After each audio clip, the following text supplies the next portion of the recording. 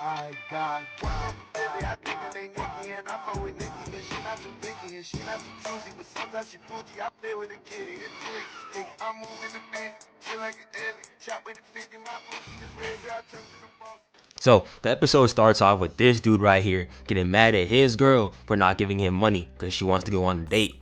But he says if she gives him some, he'll take her somewhere, but she's gotta pay for the hotel. And I'm over here sitting like, nigga, what's wrong with you? You a grown ass man. you know how broke a dude gotta be to have to beg their girlfriend to pay for their dates?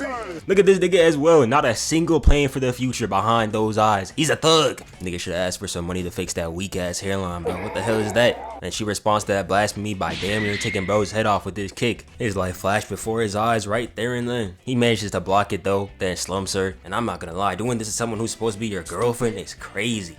Then he breaks up with her because apparently this bum was her boyfriend and she's quote unquote lame. Says the dude who couldn't even.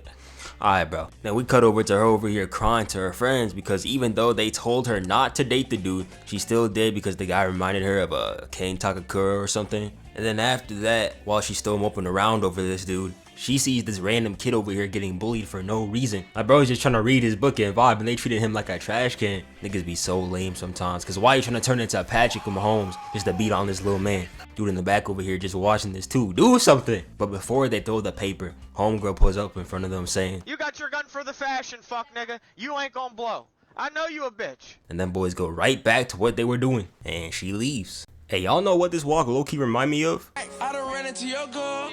Why the plug show me love? I done came up from a dub. Plug walk. Why the fuck did Doflamingo and Kuma render mid-sequence?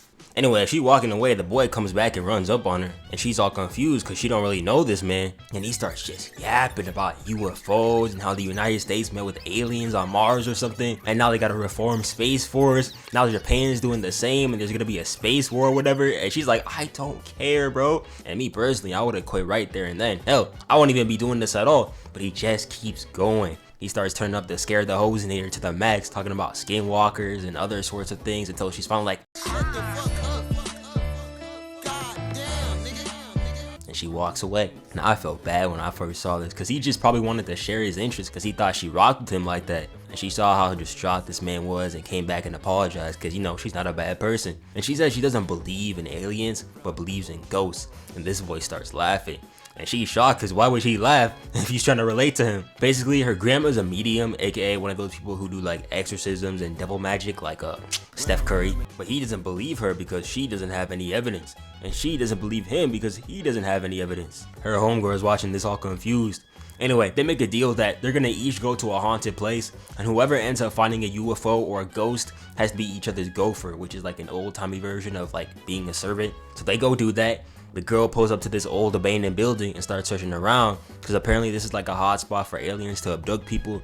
And we see that she is most definitely not alone. And homeboy over here is in this abandoned tunnel. And he a better man than me because I do not care how fine the girl is. You are never going to catch my black ass in an abandoned, haunted area. Anyway, she starts walking and then this girl's talking about all the stuff she found about this place online. And he's confused because that means she's never actually seen a ghost before. And apparently she hasn't. And she only believes in them because her grandma. He was mad as hell. Then she starts telling him her life story about how her parents died and she ended up moving in with her grandma, and about the ritual she would do walking to school, which she hated because all the boys would make fun of her, and even worse, her crush would make fun of her. So she ended up getting mad at her grandma for that. But then she realized that she was more mad at the boy making fun of her grandma than him not liking her, because she loves and respects her grandma. And I'm over here looking like, grandma? Where? Can her granddad fight? I'll send his old ass to hell. On everyone watching this video, we would all be the granddad who stepped up. Is that even a thing? I'm gonna make it a thing. Anyway, homegirl asks him why he believes in aliens, but he says it doesn't matter because he doesn't really need a reason to like them. And she's over here saying that she likes this version of him better. And as he's trying to find the words to respond to that, all of a sudden, he notices that he's been getting walked down. And this right here is when this anime turns from boy and girl meet and become friends to just borderline insanity, because he turns around and this old ass lady probably was there when Will dropped that 100-point game, starts talking hella freaky, bro. Just want me to slide in that little shit. I'll slide in that little shit. That boy hit the Noahsxz and he was out of there. Momo, oh yeah, the girl's name is Momo by the way, tells him that he shouldn't be running away. And on cue, this old ass lady starts hawking this man down. chased his ass down like she was DK Metcalf. Momo wondering what just happened. But as this is going on, all of a sudden the lights start turning off in her area, and she runs into these 3 freaks right here. She tries running, but she gets caught as well. She wakes up and they got her strapped to a chair. I don't know where this is, the Diddy dungeon or whatever, but nigga, I was watching this in class. Yeah, I know, bad idea. I shut off my computer so fast that I low-key cracked the screen, cause ain't no way they're gonna catch me watching this. These buffoons start talking about how they're an all-male species, which can't evolve or have any ways of reproduction. So they need other methods to get the job done. Yeah, I'm not gonna lie, if I was born to this species, I would make it my life's goal to make sure that all of us are going to hell. Cause ain't no way I'm letting these freaks walk free in my planet, in my universe. Nigga, ew, I put that thing away, bruh. He's smiling hard as hell too. Oh nah, man, you cannot be serious. They try hypnotizing her, but she got a strong willpower, so she's resisting. But before anything can happen, someone over here is calling her. So they pick up the phone, and then this creature comes out of nowhere and rocks this man. Jesus, bro, that shit hurt me looking at it. Was that even like all that necessary, bro? That freaky ass nigga, I know he liked that shit too, bro. Like that's the problem. And this creature ends up being the homeboy from before, cause he ended up getting cursed by that grandma. Then the grandma takes over like Sukuna and gets ready to run the ones. And this creature starts talking about, you better leave or we taking your bananas. Yo, what is going on? And grandma pull up on him, no problem. Takes away his banana and then slams him. That angle as well too, bro. That jaw strength ought to be crazy. Then you try doing the same to this other creature over here, but she gets hit with an almighty push. Now alien boy over here is like, damn nigga, chill. Just give us your banana and we'll call it a day. And Colt boy, who's bad because the grandma just got pummeled, says that he can have whatever he wants. Because in the end, all he ever wanted to do was meet an alien, because he thought that they would accept him since nobody else in this world would. Ever since he was a kid, he stared at the sky and called to them, hoping that they show up. But just like Klay Thompson's trash ass in the playoffs, they never showed up. Ever since he was a kid, he'd get bullied relentlessly and nobody cared about him until Momo came around. And he says that he's not gonna let them do nothing to her. And I was watching this like, yeah bro, get his ass. Until alien boy sits him right back down. He's like, yeah bro, my bad, you got it. So the alien turns their focus back to Ayese, and right before she's about to get done dirty, she remembers what her grandma told her. Apparently the ritual that she made her do while walking to school wasn't just a useless pose, but a way for her to turn up her chi. So she unlocks her psychic powers and she used that to break out, and now she turned up. He comes in with that lethal left kick of hers and it sends that goofball flying, and that ends up sending him out the UFO, and it's about to go crashing down. So she looks for a cult boy, but he's already been fully possessed by that grandma now. So using her powers, she snaps bro out of it. But since grandma over here snatched his balls, he can't break the curse. So she ends up dipping and then leaving them alone. Anyway, the UFO crashes and they make it out, and the cult boy wants to go back and get his balls back because, you know, obviously. But Ayese says that he can't do it alone. And on top of that, without her, the curse will go berserk. She's like, alright then. And as they walk away, he asks her to put on her clothes, and apparently he said the same line that Ken Takakura said. And she's like, oh nah, no way, it's the same thing. And she's like, it can't be anything. And then she asks him his name. Oh, I'm Ken Takakura. And obviously she can't believe this and starts tweaking out. And grandma freaky ass uses this as an opportunity to spin back for that schlong. So they get that taken care of, and then she makes a rule where he can never say his name again. And he agrees. And I don't blame him, because when a bad bitch tell me to do something, I listen as well. I do not care how fine a girl is. You are never gonna catch my black ass in an abandoned, haunted area. Alright bro. Anyway, they pull her back to her crib, and when bro tries to step inside her house, the great fires of Hades overtake his ass and nearly burn him to death. Apparently thanks to this barrier. And yo, I have never seen a nigga come out even more fresh after getting toasted. Like, check this out, man. This clean. If you check the manga, his lineup was even cleaner here, bro. Damn. Niggas like LeBron will pay a fortune to get hit by this. Anyway, Momo starts changing, but then that freaky ass curse comes back out again, so she has to take care of that. And apparently, from the last episode, this man don't got his balls or his ding dong. Granny took the entire pack. So they start arguing on whose fault it is, which eventually leads to Ken Okaru, what are we gonna call him, y'all? He got that hair now, let's call him Ken. Where the fuck my blunt? Where the fuck my cut? Where the fuck my... Anyway, he starts getting into his feels because Momo said that she only did this to make him shut up. And apparently with Momo, he didn't want to miss his chance at an actual friend. And he says that they shouldn't even be friends in the first place, but Momo says that he shouldn't be so down because she actually rocks with him. And that the only reason why he doesn't have any friends is because he pushes people away. And you know how this dude responds?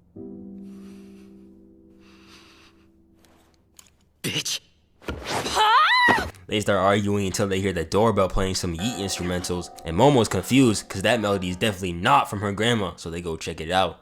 And apparently her house got 2 doors, one for humans and the other for evil spirits, and that's why they had that barrier marker up there in the first place. So they look at the doorway and they see the spirit of King Von standing there. And like any normal person, they run outside to put the barrier marker back up. But then it casts a domain expansion. Crazy that a random ass character from a random ass anime gets a finished domain expansion before Megami. This low-key tough though too. It got him bleeding. Shoso would have went wild on this. But anyway, the entity pulls up talking about some I found you. And apparently they haven't kept their promise to it, so now they got beef. Comes in with a right hook that almost sends them to hell, but they're able to dodge it and they scramble out of there. They was low-key getting cooked too. The entity starts talking about some give me your banana, and then Ken realizes that this is another alien that was sent by the other ones. And it dumbfounds me because these niggas really could have went to like Bang Bros Incorporated or some shit like that to find where they're looking for. But instead, they're out here scrambling for teenagers? Like, come on, bro.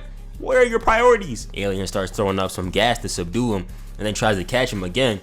And Ken realizes that if he lets the curse take over his body but not his mind, he'll be able to fight the alien. So Momo agrees, and right as the alien's about to land the next attack, he comes in and saves the day. Granny took over and now he look tough as shit. I'd let her steal my junk too if I got to look like this. Niggas get a new outfit and change their entire personality. My head's clear as hell, but yo, I'm bummed AF.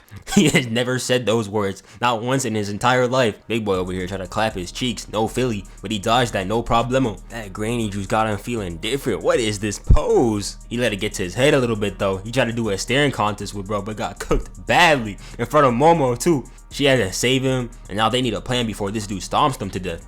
And Momo, being Momo, realizes that since he's doing a sumo pose, he must need his hand to touch the ground to lose, like in sumo. So Ken decides he's gonna lock in one last time and they get ready to work. Ken starts first, going off at supersonic speed, took off bro's ACL like Patrick Mahomes did to Rashid Rice, cooked my fantasy, and it looks like they got him, but he manages to stay afloat, although there was definitely some shenanigans going on right here. And this combo was fucking crazy. Grabbed her shit, threw her off the backboard, and came in with a one-hand jam? LeBron James, is that you? Damn, I thought he was a sumo player, bro. Niggas turned into prime LeBron when they beating on a lady. And now that Momo's out of commission, Granny starts taking over, but she lost back in. Sumo boy over here cheated, and she just can't let that slide. And my slow ass was like, why does she hate she? Oh, she tells bro to do something, and then he just starts pounding her like she was eating these hits too. Random ass girl over here got more durability than Megami Fushiguro, bro. Damn, but this was a part of her plan, as she's now outside the gate, and she can now use the barrier marker. So she takes Ken and finishes the job. And yeah, they won, and everything was looking good until Momo fell asleep from exhaustion. And now Granny is back, and it looks like he's about to get cooked as well. And damn, I gotta make a video for next week so I can find out what happened. So I'll see y'all next week. Alright, so this episode starts off with this psychic named Santa Dodoria doing, you know, psychic things. And she apparently goes 0 for 3 on predictions, then leaves. As she's driving home in her Uber, her driver asks her to prove she's really like that by making a prediction. But she just tells him to bounce before he gets killed. And we cut back to Granny Sukuna taking out Momo, and it looks like she's about to eat her when all of a sudden someone comes in with these Steph Curry levels of accuracy and teleports her away. And then we finally see her, Momo's grandma. And I told y'all niggas from the start that I was down. Man, I do not care if he's 80, 60, 30, 18. I can't go any lower than that. I am shooting my shot like Katniss Everdeen. I will not miss. Wait a minute, did she just take out a plane with a fucking bow? How did she do that? Turbo Granny trying to spin back, but she gets locked up faster than Lil Durk. And thank God that the streets in my ears are finally free from his musical terrorism. Dude had that inconceivably horrible song called All My Life with J. Cole, and now he's spending all his life in prison. Ha! God really does exist, man. Hopefully Rod Wave next. Granny tries stepping out the barrier, but every time that happens, she starts looking like a Gucci third leg victim. And the fine ass grandma tells us that the barrier is meant to keep spirits out, and anyone who tries to leave will get cooked. And I can tell grandma was trapped in with that Dragon Ball, cause she walks up to Turbo Granny the same way Mr. Gohan did and stares her down. Turbo Granny starts tweaking now, saying that she's not gonna trap her, but grandma's like, trap you? Nigga, you are going to die. Grandma on grandma crime is crazy. She was really beating on her, man. Hella deserved too. Eventually Granny, the other one, catches her attack and says that if she dies, the boy goes with her. But she does not give a damn. She sets up a second barrier, sets her feet, and finishes the job. Anyway, Ayese finally wakes up, goes down the stairs, and good. Lord, there is no way that she is over the age of 75. She don't even look 20. And I'm gonna be honest with y'all, like I always am. If you put me in that house, Japan's gonna think that Americans spun back with another atomic bomb. Momo asked her what happened to Ken, and Grandma's like, oh, I thought you didn't believe in spirits, and you said I was a fraud too, so piss off. And Momo was like, hey bro, I'm sorry, I was in the wrong, please tell me where he is. And she tells her to go out back, and she was stressing, all worried about him, just for him to be chilling eating some rice balls. Anyway, the grandma, whose name is Seiko by the way, but I'm gonna call her grandma, comes over and Momo starts explaining what happened and how she got her powers. And she starts telling her about Turbo Granny, and she's like, Turbo Granny? Not gonna lie, you might be cooked. Apparently, Turbo Granny is a modern day yokai who was causing havoc across the country. And when Grandma Seiko pulled up to her location, which is also the home of another location bound spirit, her spiritual pressure was so powerful that she couldn't even go inside. And when she finally did go inside, she found out that the spirit and Turbo Granny had fused.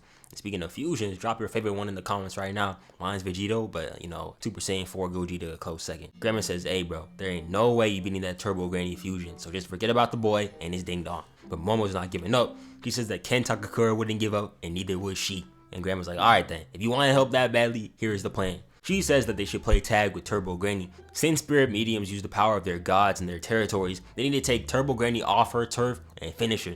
But they need to train Ken to make that work. So he tells him to go to bed, and after that, Ken and Momo have this little sweet moment. And also, it turns out that Grandma Seiko was right all along about this bum. This actor over here was 27 with a wife and a kid, cosplaying as a 20-year-old. And hold on, now that I realize it, he's probably been doing this acting shit for years. So like 4 years ago, when he was supposedly 16, do you think he was in the high schools doing that super senior shit, getting with the freshmen? Weirdo. So anyway, while they're supposed to be training, Ken gotta go use the bathroom, so they let him go after some shenanigans. And wait, hold on. How do I explain this? How is Ken able to shoot water without a hose? Like, that doesn't make sense. Anyway, it doesn't matter. Because as he's trying to do his thing, Turbo Granny takes over and casts a simple domain on Momo. She says that her curse is contagious and that anyone who Ken sees can be cursed to death. So she gives her an ultimatum: pull up tonight or die. Damn, even when she's bleeding, Grandma is still bad. Momo tells Seiko what happened, and she agrees that it'd be better if they pulled up. And on their way there, she gives them some new gear and a couple inventory items to keep the spirit's powers at bay. And before she leaves, Grandma gives her a hug, telling her not to die.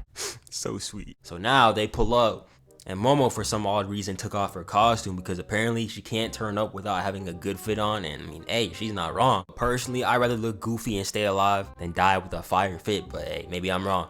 These two finally pull up to Turbo Granny's lair, and ayese is talking all kinds of shit just for them to get jump scared by not one, but two grannies. She wastes no time popping her domain and blocking their attacks. And Momo tries to let Ken's inner demon out, but Turbo Granny snatched her powers back. And now they're really about to get finished. But just before that happens, ayese starts instigating it. Damn, she is good at this. He's like, hey man, I was talking to my grandma last night. She said you a bitch and that you run like Tom Brady. Now me personally, I never let someone talk down on me like that. So Turbo Granny's like, okay. And she agrees to play tag with Momo and Ken and give them a 10-minute head start. So they start running. They're feeling all good about themselves until Turbo Granny starts doing some BS. And y'all remember how niggas back in grade school would be playing hide and seek? And you say count to 100 and the counter will start doing some dumb shit like 1, 2, skip a few, 99, 100. She does the exact same thing right here. Bullshit. She immediately casts her sure hit effect, locking Momo in, and we gotta bring this up because this is the second character in this damn anime to have a working sure hit effect and domain expansion before Megami Ushiguro. I'm not even hating at this point, not even hating. We in alternate dimensions. The potential main allegations are still cooking it. It's sad. Hey, low-key though, I can't really talk. I got my Twitter hacked like the other day. What is this? This is like the third time. When I get this shit back, it's gonna be 3-3, bro. Winner take all. Game 7 coming up, y'all. Me versus Elon. Anyway, Granny pulls up on Ken, and now it's his turn. And he's like, hey man, stop. That's not fair. But she's not listening. And right when she's about to grab him, I kid you not, he like, for lack of better words, starts grabbing her milk carton. And she was not having it. She was really saying all that freaky shit earlier, but when she was faced with a real freak, she folded. Turbo Granny has to possess him so he can stop freaking out, but that gives Momo the opportunity to suppress her, and just in the nick of time, they're able to set him free. And now they should be good. We're gonna have some fun with you. Hey yo, say me a spot. But all of a sudden, Granny calls the location bound spirit, which turns out to be a crab. And now Momo and Ken are running for their lives. They lucky this crab slow as hell too, cause what are you doing right here, bro? Momo tells Ken to go into his nonchalant form, so he does. Bad news, babe. Hey, don't you go calling me babe. He ends up crashing off the highway, and Loki starts cooking with this Gear 5 Luffy action, but he quickly remembered that he was not like that. They'll be mans though, he say Momo before falling. They're over here recovering when the crab comes in and damn near crushes them to death. So they start running away while people are recording them, and Momo realizes that nobody else can see that big ass crab. And am I tweaking, or is this frame here look like?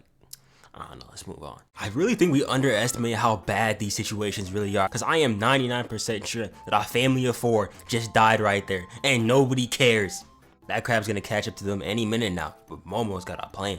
She and Ken lure the crab into this spa, and I wonder what's going through all these people's heads right now. Imagine you having your day off after a long week of your coworker showing you dumbass memes like this, and then you get bombed for no reason at all. That's tough. Anyway, you go face to face with the crab, and Momo's smart idea was to use the hot water to stiffen its muscles, and now it can't move. Momo really downplays herself so badly, because earlier this episode she was saying that she couldn't even make the track team, and then we just saw her run a 4.240 right there. And her battle IQ was low-key insane, man. She crazy. And now that the crab's out the way, they try to make it to the next city, but I kid you not, Turbo Granny called up all the local spirits like this the G League and told them to take over the locals to jump Momo and Ken. Now shit's looking grim. The crab done transformed to this monstrosity, and they surround them on all sides. Ken's got one full power burst left, but even with that, it won't have enough to make it out to the next city. Momo says, hey bro, trust me, and he locks in. And this right here was beautiful. They had the horse racing music in the background, and then Ken turned up. I didn't even peep this the first few times I saw this, but she was biting Turbo Granny this entire time. Damn. And look at this teamwork, man. Momo helping out on the turns, Ken staying on the run, using their abilities to benefit each other and help them complete their goal. That's what we like to see. Taking care of the crab over here, and like, damn, that's someone's car, bro. This shit looking nice as hell too. I'd be mad. Then Ken takes off the crab, and then Momo uses her powers to go all Spider-Man, which looked cool as hell, I'm not gonna lie to y'all. And then while they're flying through the air, she notices a train in the distance, which gives her another idea. But before that can happen, she notices Ken's gone soft, and now they're falling through the sky. But with the power of their teamwork, they're able to stop their fall just in time. But now Ken's out of commission, and they still got a ways to go. But then Momo realized that she dropped Turbo Granny in the process of them falling, and now they really are cooked. She pulls up on them and immediately kicks the shit out of Ken. She been waiting to do that. Definitely not the type of neck he was hoping on getting here, but anyway. And she was really trying to kill Momo for real here. Like, check this out, a wind up 720, and she swapped to her dominant foot midway. You doing too much, but how could you even move like this, man? You 100 years old. Then Turbo Granny fuses with a crab curse and tells her to run or else. But Momo got other plans. Remember that train from earlier? Well, Momo knows that it goes 120 kilometers an hour, and Turbo Granny only goes 100, so she can use that to get ahead of her and escape. But trains have to slow down around curves, and since Turbo Granny's always at 100, she's able to catch up. But this is all a part of Momo's plan. When she hops on the train, she uses her powers to hold the fusion together and to set her grandma up for the oop, and boom, that is game. Beautiful ass explosion if I do say so myself. But the big question is, why was Turbo Granny doing all this? Apparently the location where Turbo Granny resides was bound to a place where girls around Momo's age were murdered and left to rot. And Turbo Granny always showed up near the spirits of those girls, but mediums didn't know why. Gamma Psycho assumed it was to console the souls of those girls who couldn't move on to the afterlife, which makes me wonder if it was her doing when she pulled up through the phone to save Momo. That'd be a cool twist. Guess she wasn't completely evil after all. I mean, if some annoying ass kids pulled up on my turf, I'd be mad too. Afterwards, they go back home, have a celebratory dinner, which is some crab, and Ken isn't hungry, and for good reason too. After that experience, I don't think I'd ever eat a crab again. Yes, I did, and thank you again for getting it back. Show me. Huh. I want to see you got your pecker back. You're kidding, right? Nigga, what's wrong with you, man? Pissed me off, see, bitch ass niggas not shooting the shots. What are you doing? Alright, so we start off where we left off with our boy Okarun heading to school, and he hyped his hell to see his girl Momo, but was up all night practicing his routine. Then he saw Momo over there and forgot all his training. The lights were too bright. We've all been guilty of this before. You be talking to a girl all night, and then when you see them in person, you don't even say hi. But Momo just runs into him, and they walk to class together, and yeah, and damn, bro was having such a good time that he forgot that everyone else in this school hates him. Man over here had no business doing all this. This bitch was talking about enjoying the view down there. Ain't nobody wanna see this shit, bro. Get out. But even then, our boy Ken's still on his I have no enemies arc. He's so happy that he finally got a cool friend that he doesn't even care anymore. And he's a better person than me, because after getting hit by that volleyball, that inner demon would have came straight out. Meanwhile, in Momo's class, she's over here not responding to her friends because she's thinking about Ken and she wants to talk to Ken, and Ken's actually feeling the same way she is right now. So when class gets out, they start looking for each other, and honestly, it is impressive that they were able not to find each other for this long. Like this, look at this, bro. This pissed me off just seeing it. They really had each other stressing, bro. Look at the way Ken's sitting, he thought it was over. So eventually, they end up running into each other, no pun intended. And then Momo's friend saw this, so she starts getting all flustered or whatever, calling Ken a little bum or whatever.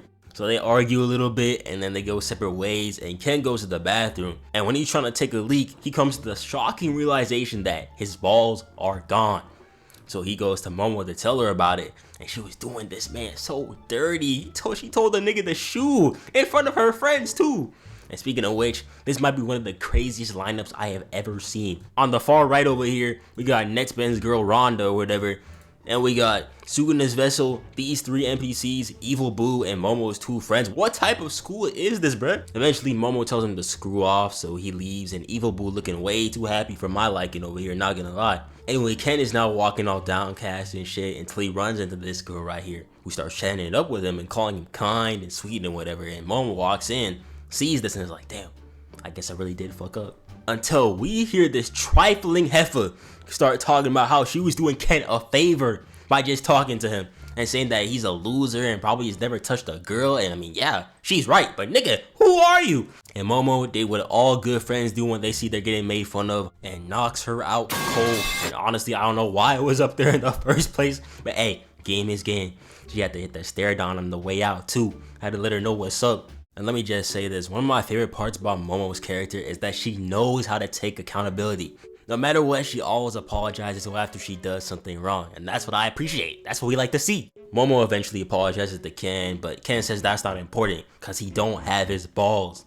So they go back home and tell Grandma Psycho, and she's all like, Listen to you calling it a shaft like it's massive. Your age, it's more like a little pencil. hey, you see, me personally, I would have had to show her what's up after that remark. But anyway, Psycho decides to do this ritual where she beats on Ken until the demon comes out, and low-key she could beat on me until something else came. Then Momo helps to finish the job, and we see Turbo Granny is now stuck inside this cat doll. She tries skedaddling away, but Momo got her on lock. And when she gets cornered, all of a sudden she's saying that she has the upper hand, because without her, Ken's jewels will not be returned. So she tells him to transform and kill them, but when he does it, nothing happens. Apparently, Ken now has Turbo Granny's power, and all she's stuck with is her conscience. So now she's the one that has to abide to their terms, because there's no way for her to get her power back without Grandma Psycho. Damn, she was beating on her, bro. Grandma beef is wild. Anyway, they start looking for the jewels, but that's unsuccessful because Turbo Granny old ass forgot where she left them. And she really just vibing though, low key. Look at her. She having way too much fun right now. So they move on, and the next day at school, while Ken's just minding his business, this level 1 crook comes up to him saying, hey little bro, put me on with ayese. And actually, he didn't just say me, he said we. Talking about she bad or whatever, and instead of being like, damn, this buffoon trying to set up a 3v1 on my girl, he's like, oh yeah, ayese is bad, oh my god. And yes, I understand this is something that happens to everyone at some point in their life, but bro, now is not the time to be worried about such things. Get your head in the game, bro. These hooligans are setting up plays on your girl with you as the middleman. And he started talking crazy. Apparently the word on the street was ayese was getting them Riley Reid allegations, and when Ken heard that, that boy snapped. He grabbed the nigga by the collar and started shaking him down for information. That D-boy's had him feeling different. He had this man on his knees. Bro was begging for his life. And you know, people who aren't spiritually aware can't see the transformation. So all this dude saw was this Steve Urkel ass nigga pulling 6 inches out of nowhere and getting a deeper voice. I'd be scared straight as well. Even better, his dumbass homeboys are saying, hey bro, you good? Did you not see the 6'3" demon choking him out 2 seconds ago? What is wrong with people in this show? And when it finally looks like he's about to get some peace, it looks like Turbo Granny's here as well. And she's trying to get back in his body so she can get her power back, but you're not letting that happen. And even worse, ayese shows up. Now bro doesn't know how to act. Nigga went from scaring the hoes to being scared of the hoes, bruh. Full circle. Anyway, Momo's back in class all mad because Ken's avoiding her, and her friends tell her that Ken was standing up for her earlier. And my question is, who is spreading all these rumors? And then we see it. The perpetrator is this girl right here. Her name is Aira. She's this perfect little girl who smiles at the normies, and she's apparently all beauty and kindness personified like Terahashi from Psyche K. But unlike my glorious blue-haired queen, she doesn't do it because she's perfect. She does it because she thinks she's perfect. She's not like that. She don't even got the golden aura, bruh. She's a fake. She's a phony. I want her out of my anime now. Apparently this bitch started a rumor to get back at Momo for getting caught by a wash basin. Listen to this, bruh. So in order to get back at that bitch, I started a rumor she's a slut. What? But it didn't get traction, and now I'm more mad. Aww. She is definitely a demon. Yo, some of y'all bitches be evil as hell, man. She had the audacity to call her a demon after this too? That hit most definitely gave her CTE, bruh. She genuinely thinks she's her. Calling herself the chosen one like she LeBron for the sole reason of getting this ball right here. And yes, that is exactly what you think it is, okaruns. And I'm gonna just make this statement right here. There is no way in hell that this 5'6", freckly ass nigga okarun is packing all this. This fits in the palm of her hand. What genetics? What are his parents feeding him, bro? And speaking of parents, where the hell they at? This boy out here getting bullied, his ball's getting snatched, and not one parental figure is in sight. Apparently, Aira got the ball right after Turbo Granny's explosion, which figures, and now she thinks she's that bitch. So she tells her lackeys, girl 1 and girl 2 over here, hey, this bitch named Momo, she been fucking me up for the past 2 days. So we gonna go on a little field trip and send that hoe to hell. And mad props to these two right here, cause you can tell they real friends. She started communicating with them in sign language and Morse code at the same time, and they still got the message. Me and bro have yet to reach this level of locked inness, bro. But back to Momo and Ken, they just eating, and low-key, Turbo Granny, when she's not trying to go after underage niggas' peens, is one of my favorite characters. Like, look at her, bro. She's just enjoying the modern age. She and Momo cannot get along, bro. But Turbo Granny hasn't just been munching all day. She's gathered intel and found the girl who has Okarun's thing. Also, Aira now got beef with some spirit over here. So they end up meeting, and she tells her to come to this old abandoned shack. And then while that's happening, her goons come in and tie her up, and they try to exorcise her. And once again, I commend them, because this level of teamwork is crazy. But yeah, y'all know that shit wasn't gonna work. She grabs the 2 lackeys. Goddamn, Momo! What the hell, bruh? Are we 100% sure that they did not just die right there? She gave those two the Peter Parker treatment, bro. Golly. And I was like, damn, that ain't work. So she brings out her plan B, which is Okarun's ball. Then he pulls up and tells her to watch out for the creepy lady. And then boom, this yokai pulls up and snatches the girl. And I'm not gonna lie, y'all gonna have to hear me out on this one. This yokai is saying that she's Aira's mom or whatever, but Momo doesn't care. She tells Ken to lock in and he goes after her. But apparently this lady locked in too. She moving like a ballerina, bruh. That weave was lethal. He tries spinning back, but then gets weaved, grabbed, and eaten whole. Come on, bruh. I know this is like day 3 of you being a demon, but come on, bruh. Can't be getting cooked like this all the time. Momo tries to help out as well, but she ends up having to save her soul. That battle IQ showing, bro. This was a great move right here. Then this lady just starts yapping about how apparently 10 years ago, this girl Aira called her mommy. And when I saw this, bro, I was like, oh, nah, bro. Because y'all know good and well Aira's dumbass probably got lost and did the thing that we all did when we were a kid, when we got lost in the store. Dad? No, you're not him. Dad! She says, call me mommy again, and Mom was like, hey, give me my man back. And she's like, bitch, shut up and dribble. I'm doing something here. Then Turbo Granny pulls up, and yo, this was funny as hell. Turbo Granny really had to search up the name of this yokai, cause she don't pay attention to the small fry. That is Aura, not gonna lie. Anyway, Aira starts going off again, gassing herself up and calling this lady a monster. So she's like, oh, a monster, huh? Be like that then. And eats her whole. Mama asked Turbo Granny to help her out, but without her powers, she can't do anything, although I doubt she was gonna do shit in the first place. Ayese then gets stun grabbed and the yokai demands an apology, but Ayese says, piss off! She just like me for real. And she's like, alright then, be that way, and starts dragging her. And I know I say this every damn video, but Ayese's durability is insane. Her ass was getting thrown around like a rag doll, got hit with one of Luffy's gum moves, and she was getting choked out.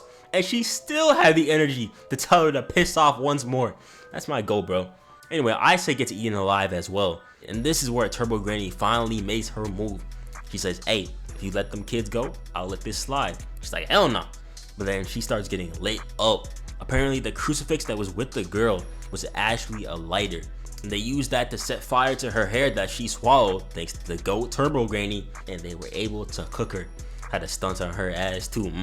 Show them how it's done, grandma. Alright, so picking up where we left off, we see Acro Silky tweaking right after getting hit with that fire attack from earlier. As she comes back to her senses, she sees Aira and him on the floor and gets angry. She starts getting mad at these two for taking away Aira from her, Momo in genuine disbelief. And this had me befuddled as well, cause you were the one who decided to gulp her down like a Baja Blast, and now are you mad? Okay. She starts throwing around the broken pipes with her hair, and their reactions are so funny cause Turbo Granny just vibing and then Momo is just confused. Seeing Acro Silky start tweaking again, they do what smart people do in situations like these and get out of there. Ken asks Momo what the plan is, but she just says to run away. But Ken can't run very fast with all these obstacles in the way. But Momo has an idea, and from what we've seen in the past 6 episodes, it is always good to trust Momo when she got a plan. But you know who isn't gonna let that happen. She comes in for the top and absolutely bodies Jesus, man. Yo, I'm not gonna lie. This is video proof that karma exists. Y'all know good and well this happened because of how she did those 2 girls from earlier. 2 counts of first-degree murder. God could not let that one slide. And I find it funny that Silky singled her ass out too. Not the demi-demon over there holding her daughter. No, the little girl. She a real hater. Also, peep the technique here. Momo using that battle IQ. I like that. But with Momo out of the picture, it's now Ken's turn to get chased. He starts running all around their warehouse, narrowly escaping her hits. But Acro Silky can move too. I mean, it's in the name. She comes out of nowhere and smacks our boy Ken to the floor. With those 2 kids finally out the way, Silky can finally focus on Aira. She says it's alright that she won't call her mommy, because she'd rather eat her instead. Because by devouring her, they will finally become flesh and blood. Interesting logic going on over here, but who cares? Momo's not gonna let that happen. She stops Silky in her tracks, but here we see the fruits of Momo's planning. Thanks to Okarun running away, Silky ended up getting trapped by her own hair. Good shit. But Silky starts breaking off the beams to free herself, and when Momo tries to restrain her, she gets even more angrier. So she's like, hey, Okarun, go full throttle and take her out. And this nigga says some, I don't know. What? What you mean you don't know? What is this? And this? And this. Dude's just been saying fuck it, we ball this entire time. Ayese had the exact same reaction I had when I heard this bullshit. Man, Momo was saving this dude as well, kicked him to safety while protecting herself. But best believe, when the time came to lock in, our boy was there. Okarun has what I like to call the Captain Save-A-Hole complex. Anybody else is in trouble, they just be chilling. But when someone they love is in trouble, all of a sudden, they moving like the 2024 Cleveland Cavaliers. Bro has never hit this shit in the history of ever. It was clean though, I'll give it to him. Turbo Granny was watching this like, damn nigga, you was going full throttle and that's the best you could do? Bitch ass nigga. With Silky out the way, Turbo Granny searches Aira's body and they find one of Okarun's balls. Woohoo, 1 out of 2. Congratulations, Okarun. You got one of your nuts back. You are so humiliating. But even better, even worse, Aira is dead. Oh no. Oh no. Oh no, man. Rip Aira, man. Gone not soon enough and already forgotten. As we always do on the Noahsxz channel, let's all have a quick moment of silence to commemorate this sad, sad event. I'm a bad little bitch and I'm snipped like a Barbie. Hips, lips, ass, and I'm so high, I can touch the sky. I know it's my time, and it's time. According to Turbo Granny, an ordinary human eaten by a yokai will die. The only reason why these two didn't die was because Ken has yokai powers and Momo's a psychic. Momo tries massaging Aira's heart with her powers and using CPR to bring her back to life, but Turbo Granny says it's no use. Hey, at least she's trying to help though by calling 911. Then we see Silky come back. She says that she wants to give her aura to Aira so she can come back to life. And both of them are like, fuck no. You tried to kill us 2 minutes ago. But then she breaks her jaw to prove that she's not gonna do anything. Momo's still not buying it though. So she puts Okarun on standby and then tells her to explain how she's supposed to do this. And yo, that boy Ken's back is absolutely cooked, man. Stage 4 scoliosis every time he transforms. Silky tells Ayese to use her powers to connect her aura with Aira's like a communication cord. So after telling Ken to watch her, she does it. And then Silky's memories start flowing in. We see Silky in her past life in a room after finishing a job. Then, after that, she starts walking home in the rain.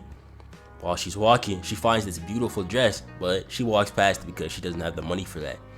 Then she gets home, takes a deep breath, and when I saw this, I thought she was coming home to like an abusive husband or whatever, but nah, we see this cute little girl happy to see her mom, and she's happy to see her too. Then we get a little glimpse into their life, and damn, she is a certified bag chaser. She working as a janitor, a cashier, a prostitute, and being a full-time mom. And even though these two don't got a lot, they got each other, and sometimes that's all you need. They got lots of good memories together, and something that they share, their love for ballet. And I didn't notice this until like the 4th time watching this, but over time we see the girl start to get new things. At first she didn't have dancing shoes, then her mom bought her some, then she bought her a little tutu to dance in. Shows how hard she's working for her daughter. Since her daughter's birthday is coming up, Silky takes about 40,000 yen, which is like $260, to spend on that dress that you saw earlier. And look at them, man, so happy. They was dancing, having a good time and shit. Put a smile on my face for real. And she even got her a nice big birthday cake. She's 4 years old. You would think it was her birthday with the way she was smiling too, huh? And in the back of my mind, I knew some nefarious shit was up. I read JJK Weekly, bro. Ain't no such thing as a happy ending over there. That shit ruined my life. And man, you know, I've watched a lot of anime. Hell, when I was covering JJK week after week, I be getting cooked by those page turn translations every time. But damn, this one right here, this nigga Tasu gotta be a gay disciple. Apparently, Silky owed some money to some debt collector, and since we saw her spend money on her daughter earlier, she probably didn't have enough to pay her debts. And y'all know how it is, man. She's a single mom who doesn't have anyone to defend her, so when they came, it was basically raps. This hurt me, man. She saw her daughter crying and did her best to protect her, but she couldn't. They made this shit so brutal too, god damn. They took her money and her girl and left her to die. She rushes out of there immediately, looking for her daughter, and we can see that this is the same point of view we saw earlier in the episode. Ultimately, her wounds are too much. I saw this insane comment earlier when I made that community post where this nigga said, I kid you not gonna lie, my mother gave up too soon. I tell the police and equalizer that whole loan shark community. First of all, nigga, you are most definitely not that guy. Niggas watch one episode of the Equalizer and think they're Robin McCall. No, the fuck you're not. And second, did you watch this shit with your eyes closed, man? That girl was her entire world. You take away water from a fish, sunlight from a plant, oxygen from a human, you're gonna get the same result. Without that girl, her life meant nothing. And with nobody to help her out and no hope to save her child, of course she ended it. A lot of people are also wondering what happened to the girl, and there's a lot of misconception that that girl was aira given to a different family, and I'm not gonna hate because I thought that was what it is too. But let's be for real. You think those loan sharks wanted to take her daughter away just so they could give her to a nice foster home? Hell no. She's probably dead. Since Silky didn't die in peace, she ended up becoming a wandering spirit in her city, losing all her memories but still having that feeling that she lost something. Then when Aira came up to her calling her mom and reminded her of her own little girl, Aira too lost her mother, so they were kind of like two sides of the same coin, both looking for something they once lost. When Silky remembered this, it made her think that Aira was her girl, so she became a yokai whose sole purpose was to protect her. Then Aira wakes up, can't see Momo on the floor, thinks something is wrong, and goes to stop Silky, but ayese tells him to stop. Silky apologizes for her actions, saying that even though that she swore to protect Aira, all she did was hurt her more, and she couldn't even control her own emotions. Then Turbo Granny explains that aura is like a battery. Without it, you die. And since Silky is leaving behind regrets, she won't be able to die properly. To avoid this, she's now fading away into nothing. Everything and everyone living or dead will forget her, and it will be like she never existed. Turbo Granny says that her life was pretty much worthless anyway, so it didn't matter. And I guess when you look at it that way, she's not wrong, but she is. Silky was more than just a random woman. She was a hard worker, a talented ballet dancer, and more importantly, an amazing mother who would do anything to protect her daughter. But hey, we deserve at least one moment of goodness in this episode.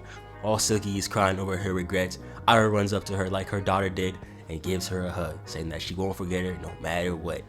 And damn, Aira, I was not familiar with her game. I guess she's not an evil ass bitch after all. And yeah, that is it. Now imagine you just watched the saddest episode you've seen so far this year. You're sitting in your chair like this, and then this dumb ass cat starts coming in doing this bullshit. Man, I don't even know how to feel, bro. I thought JJK was bad enough. Sheesh. Alright, so after the tumultuous battle with Acro Silky, the gang's all sitting in Ayese's house and they're having a post-game meal. And Ayese says, hey bro, I know we don't like each other, but just apologize to Ken and we cool. And she apologized for dropping the wash basin on her. I still can't believe she did this shit. But Aira does not apologize back.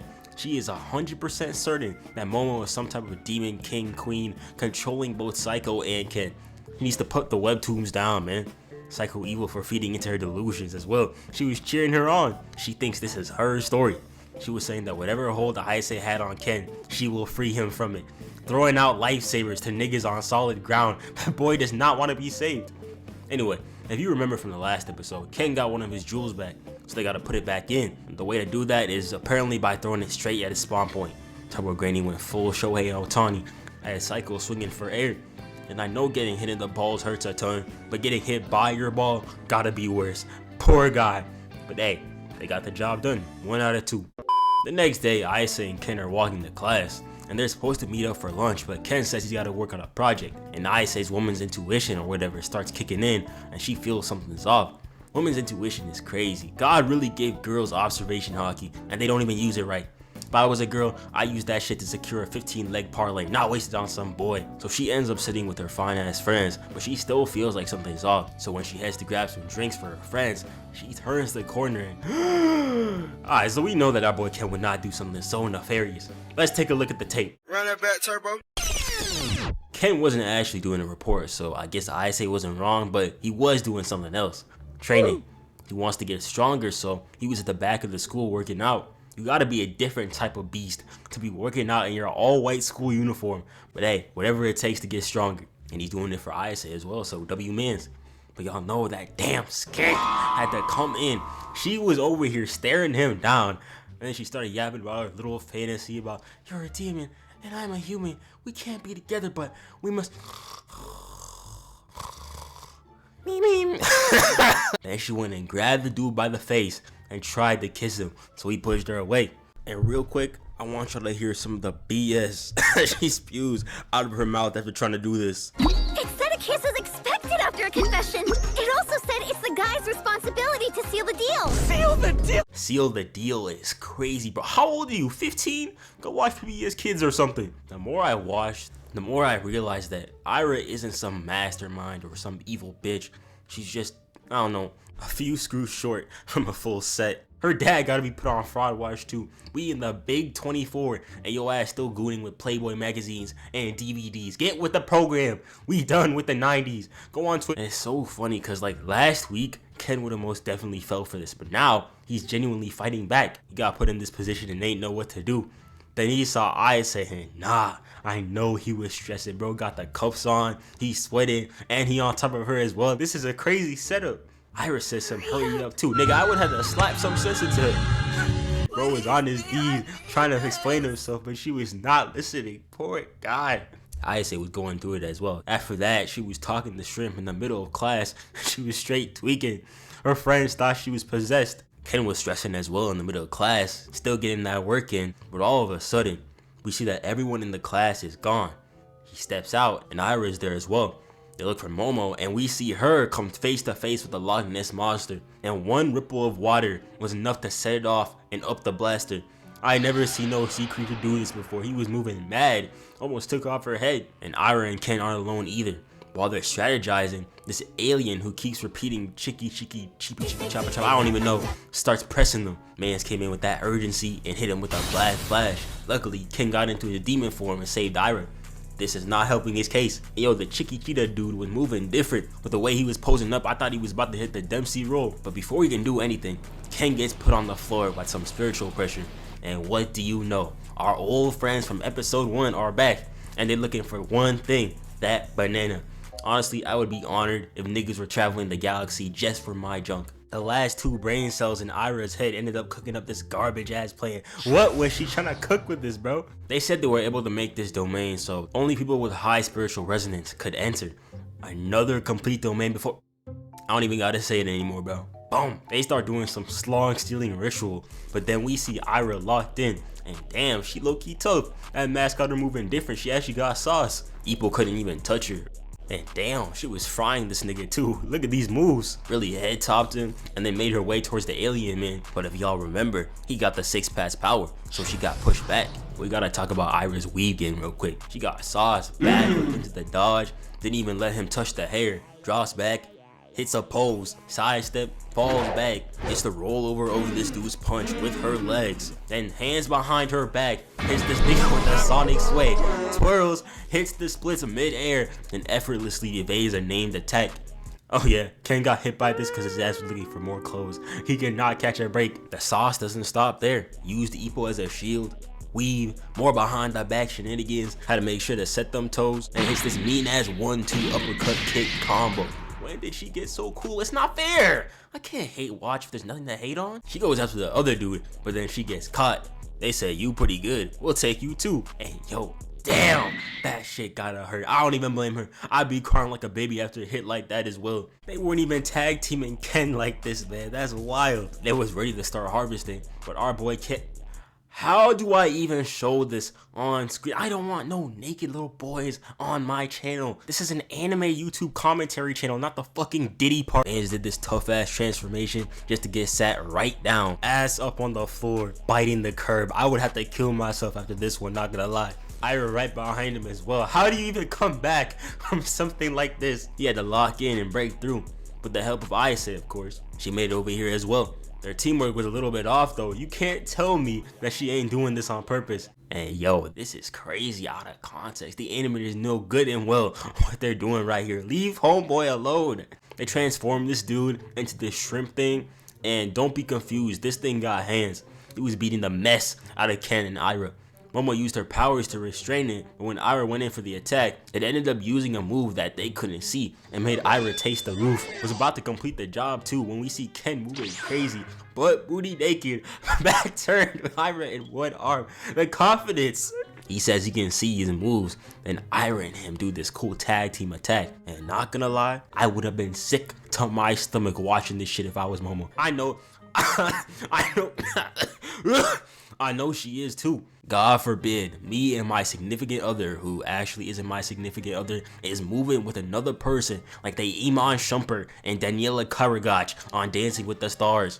They was hitting this shit as well. Jealous much? Bitch, please! Great advice, Momo. Momo, you low-key got two choices right now. Air that bitch out or air that bitch out. Ain't no way you taking this level of disrespect. And all of a sudden, we see the domain change. The entire school now gets turned into water. Ayese is so sick of this, man. I'd have to walk away from this too. You gotta give Aira props though. If there's no opportunity, she's gonna make an opportunity. Apparently, the creature from before, who's actually called Nessie, is working for the Goon Squad. But it heard that it was taking a 60% pay cut and says, hey, you wanna talk about cuts? Slices the nigga in half. Aira got her shit cooked as well. It wasn't funny, but it was hard not to chuckle. You're telling me that the alarm bells didn't start ringing in her head when she saw Ken running for his life? Who do you think you are? The shrimp dude who is throwing those attacks from underwater comes up for air because apparently he can't swim. So Momo tells Ken to finish him off, but this dude can't swim as well, or more like Turbo Granny can't swim. And Momo still wasn't having it. She was still mad from before. Poor Ken was trying to bounce off ideas, and their ass is still talking about that skank. But you see, what I like about these two is they actually talk out their problems.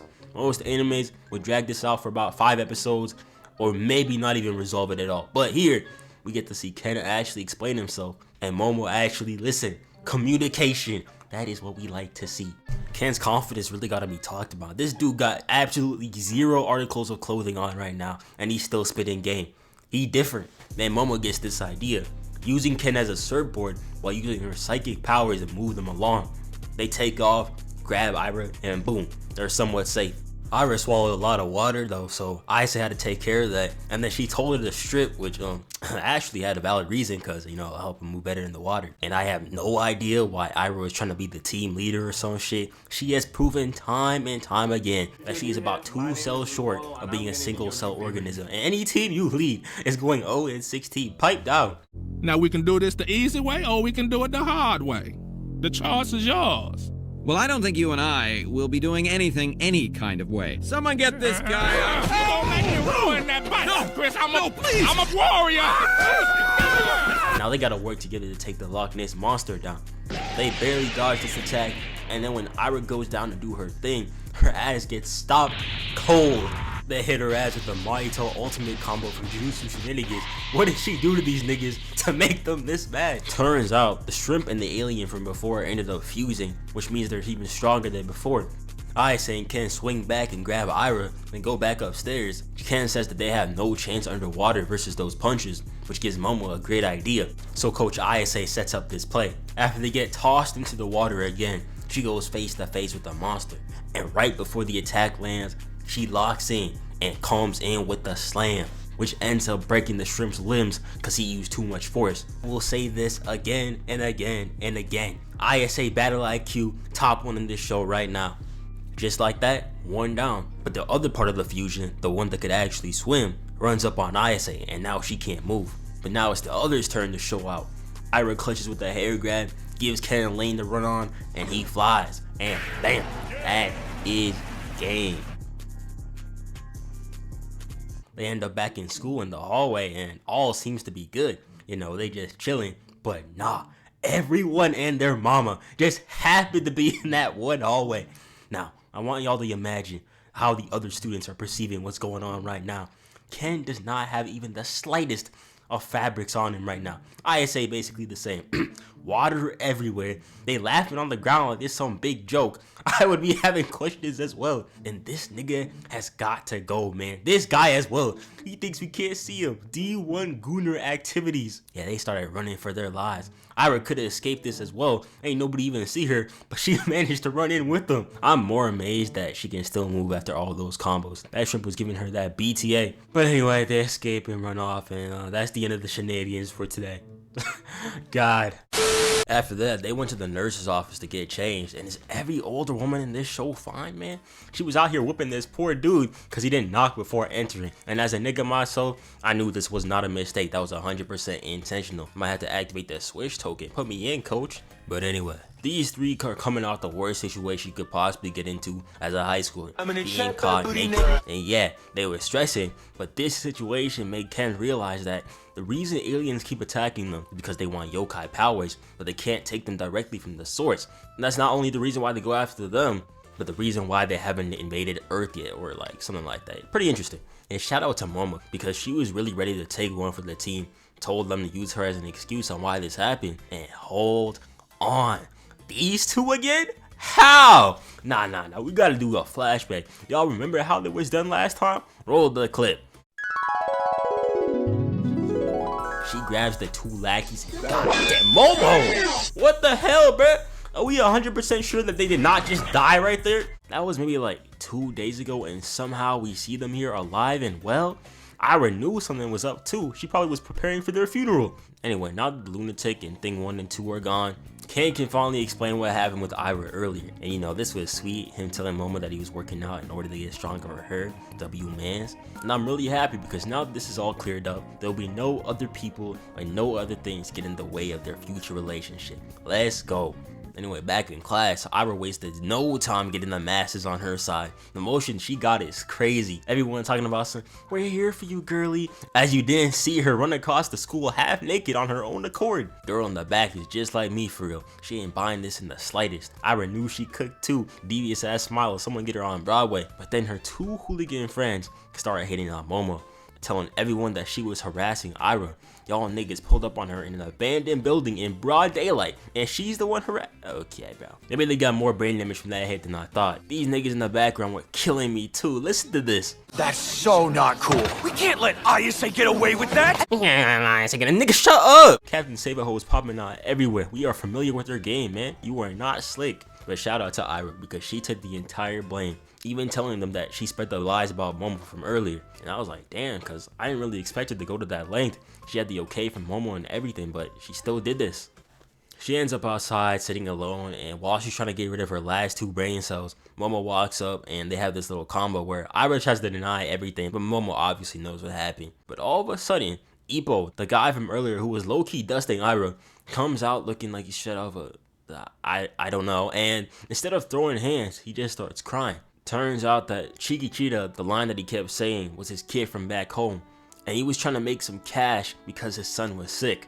And being the good people that they are, they banish him and feed him. But there's no such thing as a normal dinner in the ayese household. Why did the grandmas have more hands than the kids? What is going on? But yeah, back to the guy. Ibo's son couldn't even piss without turning into Alexei Romanov, so he needed to get the money for a transfusion. But he comes from a war-torn world, so he thought it'd be a better idea to go somewhere else and make the money. But y'all remember that sticky white substance that was on him earlier? Seiko says that's actually his blood, which is milk. Well, that's low-key crazy. But anyway, he leaves cow in tow, and woohoo, the day is saved. That doesn't solve their main problem. These three don't have any uniforms, and Seiko's not happy about it. And while they're arguing over this, the doorbell rings. And when Momo opens it, this dude with red hair is here. And I'm not gonna lie, I didn't even notice bro the first time because I was focused on other things. But y'all notice he looks a little familiar. And that's because he's the same dude who was making fun of Momo back in the day. And even worse for Ken, this guy is Momo's first love. And even worse, he's gonna be living here for a while. Nah, this gotta be karma. God forbid some 6'1" light-skinned nigga move in with my girl and then start hitting the jig. I would wish this on my worst enemy. Ira dumbass think this is Momo gathering allies for the coming of Ragnarok, so she goes to find her own. This is the last time we see her this season, by the way. I'm low-key gonna miss her. This guy, whose name is Gigi, ended up moving away, and where he went was this place in the mountains. And everything was chill until Gigi realized there was an entity living in their space. Eventually, his parents got sick from it, so they called up 5 famous spirit mediums to exorcise it, and 3 of them died. And with no other people taking up the job, he was told to go to the Seiko. So like the other day when I was scrolling on Twitter, I see this tweet from my homeboy Noahsxz talking about some, if he don't die soon, I'ma turn into a racist Dandadan fan and shoot Noahsxz. First off, no need to add the racist before Dandadan fan, they go 2 and 2 together now. And second, what did he say fuck me for? But as I watched the next episode, I was like, yeah, this dude gotta go. Check this out. The next day at school, Gigi's over here introducing himself to the class, and he is doing the most. Dude right here got the exact reaction I would have had in this situation. Imagine it is 8 in the Ante Meridium, and you walk in seeing this dumbass out here moving like Usher for no reason at all. Gigi is the type of dude to say anything but here when the teacher calls for attendance. This nigga told the girl up here that he would off himself if she didn't give him her number. And that shit worked! We are in 2025 and niggas are using 2017 tactics, throwing up half-court shots for the love of the game and they're still going in. This ain't even the worst of it, bro. Dancing his way down the aisle ain't no reason for you to be this happy this early in the morning. You stats don't even need to shoot me no more. I'ma take myself out. God, you wanna say something? We are lovers. Yeah, alright, bro. That's it. We're gonna have to get rid of you, bro. Thank God Momo's best friend number 2, what's her name? Muko? Yeah, she shut that down. Ken was having it bad. Dude was drawing the fake scenarios out and everything. He's low-key a good artist though. Like, look at that little cat in the corner, so cute. But nah, he can't let that get him down. He locks in and starts his workout behind the school. Bro did a whole swan dive when he heard ayese pull up. She came to eat lunch with him while he worked out and even offered to feed him. This is the freest layup he's had the entire week. Let's go. But nah, guess whose ass comes around the corner? Trying to act all nonchalant too. Jigger over here was waiting for the right moment to intervene. You can't tell me otherwise. This is low-key a different type of pain, man. Dude was watching all this and just accepted his fate. But he couldn't even be depressed in peace because this thing runs straight at him. He tried running away and then he got pushed to the ground and ate dirt. Oh nah. And look at this bum. Not even wasting a second, bro. Hit the dash. You know Ken wouldn't have ran either. I don't even care that he turned bad. Bro messed up the entire situation. But on the ground, Momo sees a golden ball. And y'all know what that means. Couldn't even chase because this lunatic was holding on for dear life. So Ken being Ken is ready to save the day. They start running and Ken catches up quickly. Then he and ayese cook up this plate. After getting this nice little save over here, he hops over the car, throws her over, and catches his own pass. And this dumbass Gigi's still trying to sell.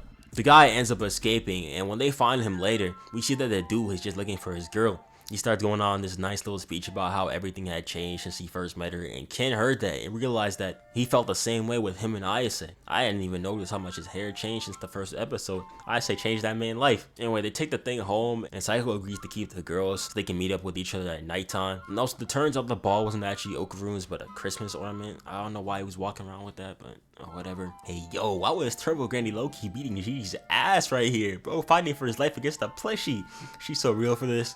Anyway, Ken agrees to help ayese with the Gigi situation, and after this goofy animatronic almost gets himself killed to meet his girl again, like he got more play than me, we cut to Gigi's room and see this strange aura creeping out of it. and he is stressed, hasn't slept for the entire night, all because of this creepy dude right here. Later that day, the gang heads to Gigi's place, and he's still setting up plays and taking shots, and Cant can't help but feel jealous, so he says, she's good, my nigga, listen to this. And somehow, this man manages to take back possession in his own court. Ironically though, he was more interested in what Cant had to say, which is really funny, and now Cant has made another friend, unintentionally. They pull up to the spot, which is on the top of this mountain over here, and then they get inside the house, and nothing seems out of the ordinary. So with that being said, Momo heads off to the hot spring, while Cant and Gigi are over here messing around. And while Momo is chilling in the bath, she gets jumped again for no reason. Someone please get this poor girl some therapy, because ain't no way that series starts and ends with her getting done like this. Cant and Gigi end up going back inside, because while they were out, they noticed the house looked like it had an extra room,